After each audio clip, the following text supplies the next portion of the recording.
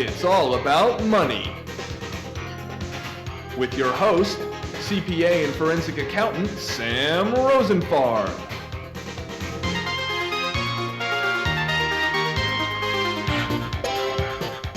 You're watching It's All About Money. Nobody knows more about money than accountants. Hi, I'm Sam Rosenfarb. I'm a forensic accountant. I've been an accountant for over 30 years. I can tell you from firsthand experience that everybody, in some way, on a daily basis, is motivated by money. As a forensic accountant, I've been directly involved in hundreds of divorces. I've seen husbands and wives fight the war of the roses over money. I've seen children used as pawns in this war. Divorce can be miserable, really debilitating, and very, very expensive. This show is all about educating you, teaching you about the financial aspects of life around us, the ways which you can spend, invest, control, and maintain money and its proper place in your life. The more you know about divorce, the greater your ability to control the process, the less stress you'll cause to yourself and your children. This episode of It's All About Money is about divorce mediation. It's about how you as a couple can decide to save money, save time, and save stress.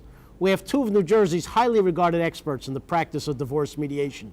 Doug Schoenberg is a lawyer who practices divorce mediation in Summit, New Jersey. He was president of the New Jersey Association of Professional Mediators. He was appointed by the governor to the commission to study divorce laws. He has served on the matrimonial early settlement panel. Mr. Schoenberg teaches divorce mediation at Rutgers University. Also with us tonight is Linda Fish. She's a lawyer who practices divorce mediation in Englewood, New Jersey. She attended Harvard University for mediation training. She is currently a professor at Rutgers University, where she teaches mediation. She has lectured and written extensively on the subject of divorce mediation. Linda, how'd you get interested in divorce mediation? By being a divorce litigator. Oh, you're first a divorce litigator. Well, when I started practicing law and I started doing divorce law, it came to me very early on that the process of getting people divorced in courts is often wasteful, it's too expensive, and it's very, very hard on the people who are going through what already is a terrible experience in their lives. So I thought there has to be another way. And if I may, I see the title of your program here is It's All About Money. But I like to tell you that I think divorce is all about money, but it's not only about money. It's about children. It's about the feelings that people have when they're going through this. It's about the grief for the end of the marriage. It's about the rage one partner may feel at the other for being abandoned. It's about the terror of being alone and not having enough money. It's about promises that are broken. And I think in the mediation process, we try to respect those feelings and problem solve in a rational way to help people come to a settlement that focuses on the needs of their children and is as fair as possible to both of them. Doug, you were a litigator also. You handled divorces. You were a divorce lawyer before you became a mediator. I really agree with everything that Linda just said. I think the only thing I would add to that is that it's very important to focus on people going on with their lives. And the adversarial process, what happens in court. By adversarial, you mean the typical divorce process where you have two lawyers and two litigants. Right. And when you say the typical way of doing it, that's the typical way in New Jersey. Right. In a lot of other states, that's not true. Increasingly, divorce mediation is becoming the typical way of doing it. But I try to encourage people to focus on how do they go on with their lives from here. How can people mediate? Mediate sounds like they're attempting to resolve a dispute when they can't stay married. A lot of people think that mediation, when I mediate, what I'm doing is trying to get the parties back together again. That's not what you're trying to do, is it? Not at all. That's not what we're trying to do. You would be surprised, frankly, I've been surprised in my practice about how many people really are sorry their marriage has ended, but understand the need to be fair to each other, understand that there are limited resources, and that they have many interests in common. For example, so divorce mediation is not marriage counseling. It's not marriage counseling. It's an attempt to agree on a settlement? The goal is to help the parties get wherever they want to get. It's their agenda. For example, don't they want to get divorced as cheaply as possible? Well, I like to think that that's not the only motivation. I'd like to say that I think mediation is really a better process. The fact that it costs less is certainly a plus, But that's not the reason that I do it, and I really don't think that's the reason most people end up in that process. How do most people going through a divorce come to learn about divorce mediation? I find that lots of people don't know about divorce mediation in New Jersey, unfortunately. The rules of court in New Jersey tell attorneys that they should tell their clients about mediation. Unfortunately, it doesn't happen a lot. I think a lot of attorneys are very ignorant about it. I find that I get my referrals from other attorneys who are litigators. I get referrals from clergymen, very often from mental health professionals. So, divorce lawyers will refer clients to divorce mediators? Absolutely. That costs them a lot of business, doesn't it? It's happening increasingly, but not as much as I would like to see. It used to happen not at all. Well, if everybody mediated, then there wouldn't be any need for divorce lawyers at all. Well, that's the perfect future, I think. I mean, in an ideal world, may I say that I think that I often wonder how did divorces get into the courts in the first place? If you think about it, it's the only lawsuit I can think of in which the plaintiff is not suing the defendant for wrongdoing. It's not a suit about negligence or breach of contract. It's a suit about dissolving an economic partnership and restructuring a family. So why are judges and lawyers doing this, at least in the first instance? Well, what was the study that you were appointed by the governor to study divorce law? What was the result of that commission? The Divorce Law Study Commission made lots of recommendations to the legislature, and several pieces of legislation have passed. One piece of legislation, S-52, has just passed through 2 Senate committees. That bill would encourage judges to refer cases into mediation so that parties can resolve their issues expeditiously and outside of court. But once the parties have already been before a judge and he refers it, it's already late in the divorce process, isn't it? Often too late. I participated in a rather large research study that studied mediation just with respect to children and parenting. And we found for sure, as many studies have found, that the earlier people participate in the mediation process, the more likely it is they will be successful in reaching a mediated result. You mean insofar as the divorce process, from the time they choose to get divorced until the time they get divorced, the earlier they begin mediation? Let me give you an example. Let me give you an example. If 2 people are in court and one of the lawyers files a motion, say, for temporary custody of the children, the judge finds for one party or the other. Already there's an imbalance. If the parties come to mediation and say, well, we want to talk about the parenting of our children, the husband says, but the judge gave me that right already, it makes it that much harder to start at the beginning. So if they start divorce mediation at the beginning of the process, they're not burdened with the decisions of the court, is that? I think people really underestimate how much people going through a divorce are influenced by the professionals that they work with. When people go to attorneys, they're introduced to the adversarial process. All right? They see themselves as enemies. As a matter of fact, the title that the court gives it is husband versus wife. Right. Right? They are against each other. Sounds like a boxing match. Right. Somebody's going to win, somebody's going to lose. In mediation, we can often point out that these people have a lot of interests in common, such as protecting, sheltering their children from the harm of the divorce, creating lives where they can both go on. But you were both lawyers trained to be advocates for your clients, presenting your client's position, ignoring the adversary's position. How did that turn around for you?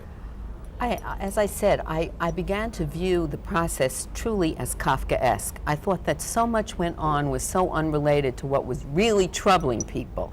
But I do want to make it clear that even when people participate in mediation, they still have the advice of their respective attorneys. The role of their attorney changes from adversary to consultant. We want people, as mediators, we don't advise clients as to the law. We want them to have their attorneys so they are aware of all of their rights. But we like them to come into the process open to problem solving and open to creative options. One of the things we do is try to generate a lot of creative options for people. It's a tough time for people to agree on anything when they're getting divorced. What if one party to the divorce wants to mediate? Could they mediate? Well, the problem is that you have to get both people in the room together to do a mediation. Are they in the room with their lawyers? Not usually. Occasionally people want to do that. Occasionally I as a mediator even want to do that in situations where there are a lot of complex issues. There are times when I want to have an accountant in the room to help people understand the ramifications, the values of different assets, things like that. But that's not generally the rule. You want to have just the parties in the room? The answer to your question about if only one party is willing, is mediation possible? The answer is an emphatic no. It's a voluntary process. Both parties have to be willing to participate. I would like you to know that I had a couple come in today. Actually, they didn't come in. They had an appointment to come in this afternoon, and the husband showed up, and the wife failed to appear. That was a very clear statement. That she's not ready to mediate. Right. As I said in the opening, I've been involved in hundreds of divorces, and when I recommend mediation, invariably I get a response that says, well, I would certainly mediate, but not my husband. Or I would certainly mediate, but not my wife.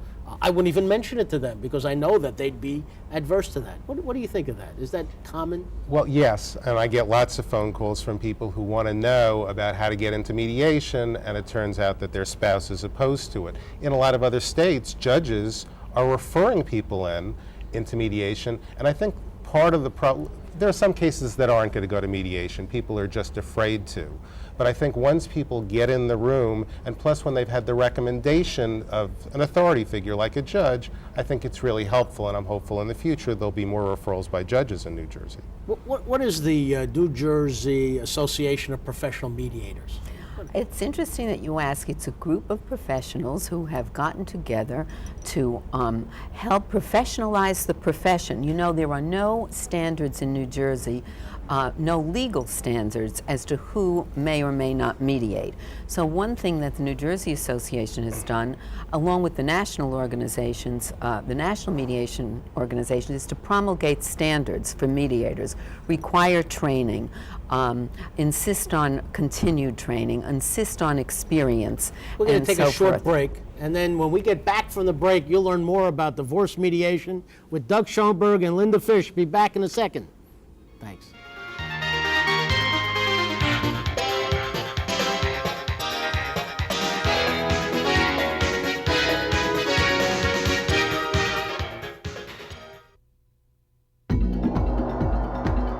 I'm Javed Mashkuri. I joined the Peace Corps because it gave me an opportunity to do something worthwhile in a place that was much different than the place that I grew up and knew. When I got to Mali, it blew me away.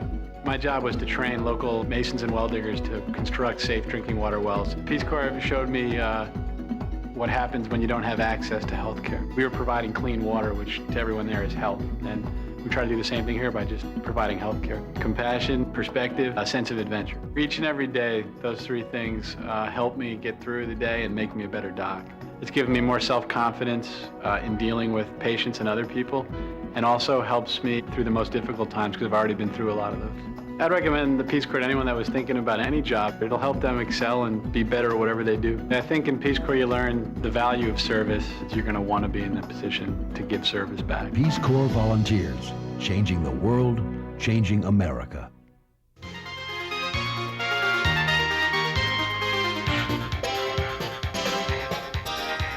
You're watching It's All About Money. We're here talking about divorce mediation with Doug Schoenberg and Linda Fish, two attorneys practicing divorce mediation in New Jersey.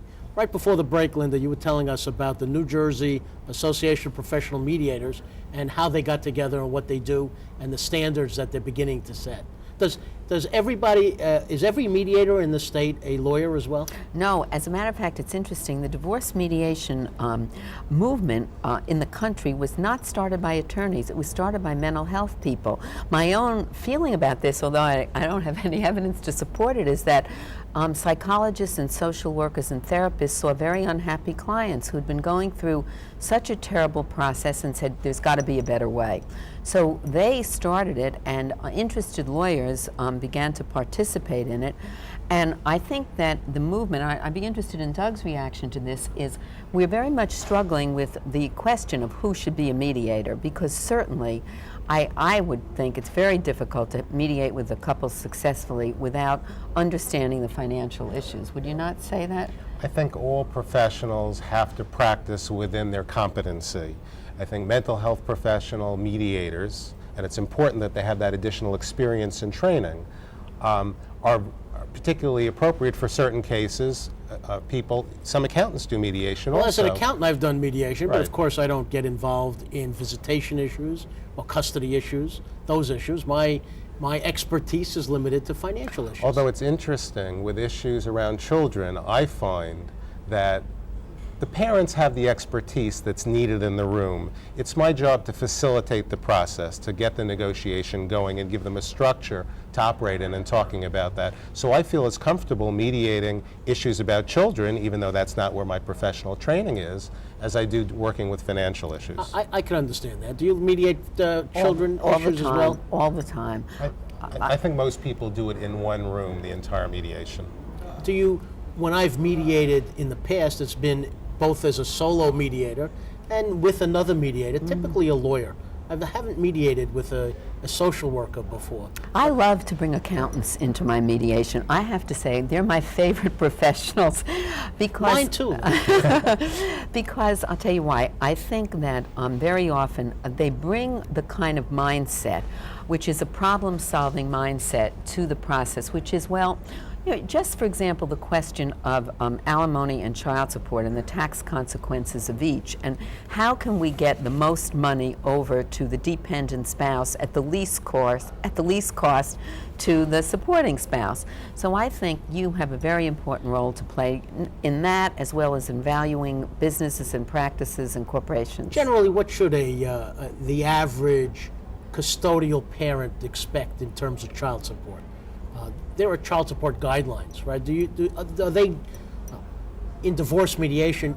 Are you required to follow the guidelines? Well, there's no requirement for the divorce mediator to do so, but certainly people will not have a complete agreement if they aren't A, made aware of the child support guidelines, and B, if they haven't worked through those worksheets with either their attorney or the mediator. If you are a family whose income, I believe, is $250,000, Yes, is that it, $250,000. or less, there is a law that basically says if you have X number of children and you make Y dollars, you pay Z in child You support. prepare this work paper and it shows you how much and you're... it assigns a balance to each of the parents' income. In other words, if the husband is making 70% of the family income and the wife is making 30%, the ultimate support figure will... split that way. That's right.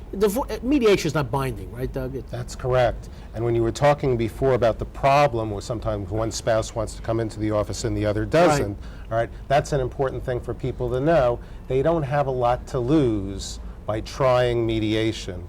Whatever happens in mediation is non-binding, and it's also confidential, so which is important because that encourages people to be open during the mediation, which is particularly important in cases where there are issues that are a little bit more complex financially, such as where one spouse is self-employed, has their own business. In mediation, they may feel freer to reveal information to the spouse. Income about things like unreported income or things like that? Yes, and it's confidential not only in the sense that there's nobody in the room, like a judge would in a court, feel obligated to report it to the IRS, but also because it's confidential and it stays in the room, the documents that are exchanged can't be introduced in court if the parties do end up in court later Doug, I read you were a commercial fisherman and a longshoreman. That's a long way from divorce mediation. How'd you get into mediation? Right, actually... How'd you get to law from being commercial fisherman, longshoreman? I used to get seasick a lot, so I wasn't a great commercial fisherman. But my background actually is kind of similar to Linda's in that I did a lot of litigation at a large firm, divorce litigation, for a lot of years. Got tired of the process? Well, I think I might have been a little bit denser than Linda was. It took me a longer period of time to realize how unproductive the litigation, the adversarial process was.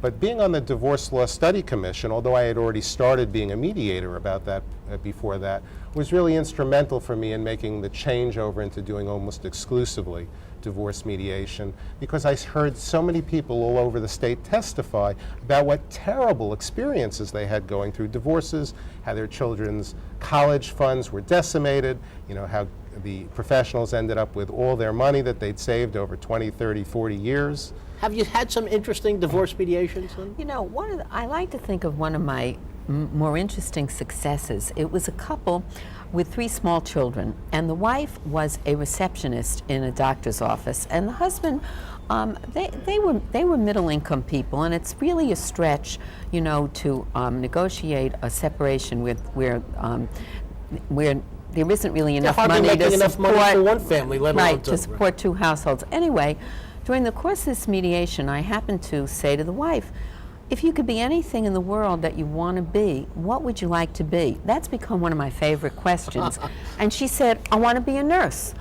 Well, we structured a settlement in which the husband paid for her nursing school education and paid more support to her in the first few years so that they could have a child care person and she could go to school and not work, and his obligation ended sooner. And last year... So it helped him and her. Indeed, and I got a letter from her last year saying that she had graduated first in her class, she had a wonderful new job, terrific.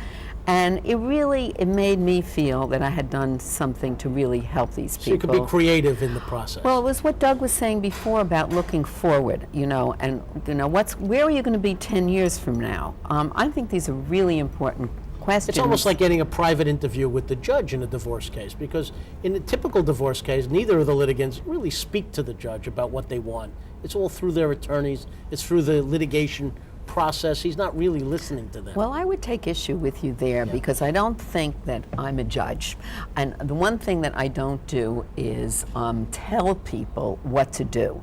I will suggest to them what I've seen happen in courts in situations similar to theirs. I will throw options out. Look, one of the most difficult issues, for example, is always around the marital home. And I'll say, okay, we can do 6 things with the house. You can both stay there together. You can sell the house. The husband can move out. The wife can move out. You can sell it in 2 years. You can sell it in 3 years. You can sell it in 20 years. You can refinance. Now, which of these options is applicable to your situation? So you're offering options and not conclusions or That's direction right. for them. Well, Is that true of your I think- mediation process as well? Very much so, and I think that process really gives people an opportunity to sit back and look at their situation and decide for themselves what do they need to go on with their lives at this point. There are really wonderful opportunities for creativity in a lot of cases that I work on that I know would never happen if people did it What does through it the cost adversarial. to have a divorce mediation? I think most professionals charge the same amount, usually an hourly fee, that they would if they were doing the work that the people from that profession typically do. So attorneys... When you say the same amount, you don't mean there's a standard rate throughout the state? You mean No, the same no. basis they no, charge? attorneys in New Jersey, the better-known divorce attorneys typically charge between $200 and $350 an hour is probably the range. I think attorney mediators typically charge a like amount. In that range? Yes. And do mental health professional mediators charge different amounts generally? you think? Usually they charge what they would be charging in their practices. In their also. therapy sessions? Correct. And that's $150 to $250, or in that neighborhood, or $100 to $250? Something Is like that that. generally the range? I think and how many something like how that. many hours would it take for the typical mediation? that's the first question that all my clients ask me, and I always Well, I'm say... asking really on behalf of the audience. They want to know, too. I always say to them, ask me after the first session, because it's a function of how deep your conflict is, how complex your financial situation is, and it's not a function of how much money you have, because people can have lots of money and no conflict, and they can have no money and be in tremendous conflict. So I need to get a sense of where they are, but it's a short-term process. It's unusual, I think, for it to go, what would you say, Doug? Is it I'd more say than 10 sessions? 8 to 10 Is two-hour average? sessions would be. There's a lot of literature on this Yeah. subject, and you see things like 6 to 8 sessions, 8 to 12 sessions, things like that. I would say that most of my cases resolve in about 8 sessions. So I've also had 15 cases... to 25 hours, is that approximately the average mediation? My sessions are an hour and a half long generally. I've had cases, I just finished a case recently that was over in 3 sessions. I've had cases that have gone much longer in cases where there were multiple issues, custody and financial issues, where there were a lot of emotional issues between How the does parties. mediation differ from arbitration? Is there divorce arbitration? Yes, there is. Yeah. The arbitrator has the power to impose a settlement on the parties. The parties agree to it beforehand, and they say, all right, we're going to participate in arbitration, and then the arbitrator is like a judge, where I just said before, a mediator has no power to impose a settlement. But I do want to say one thing which I think is really crucial here, and that's how we deal with the issue of fairness in mediation. You know, I often find that people's idea of what's fair is so different from what the law is. You know, the law is very black and white. We'll distribute the equitable distribution, 50% or 60-40 or whatever it is. And one party, for example, might have an idea. She or he might say, look, when we got married, our deal was that I was going to stay home and take care of the children, and he was going to go out and work and make the money, and that's what I've done. I've kept my part of the bargain. Now, he's broken that promise. He wants a divorce, and where am I? It isn't fair. And that person is right. It isn't fair for her. But sometimes the what you do laws about just it, aren't fair. Right? well, sometimes. But I think that in mediation, right, I think that we can at least address the question of what parties feel is fair and allow them to understand why they're coming to certain So you decisions. could pattern a settlement that may not be the same settlement that they might get in court by the law. Well, I think, Sam, one thing that's important for people to understand is that divorce law is very unpredictable. What will actually happen in court, your attorney can't tell you that. Nobody knows what's going to happen at the end of the day. And so But it's you could pattern your own settlement in mediation. right, and I encourage people to do exactly that. And it's amazing how often people work it out. Take control of your own life and mediate. Don't litigate your divorce. This is Sam Rosenfarb for the White Collar Crime Report. Doug Schoenberg, Linda Fish have been discussing divorce mediation. You have any questions, comments about tonight's show, write to me, Sam Rosenfarb, 75 Livingston Avenue, Roseland, New Jersey, or you can call me, area code 973-535-1300. Thank you. Thanks, Doug. Doug, thanks. Thank you, sir.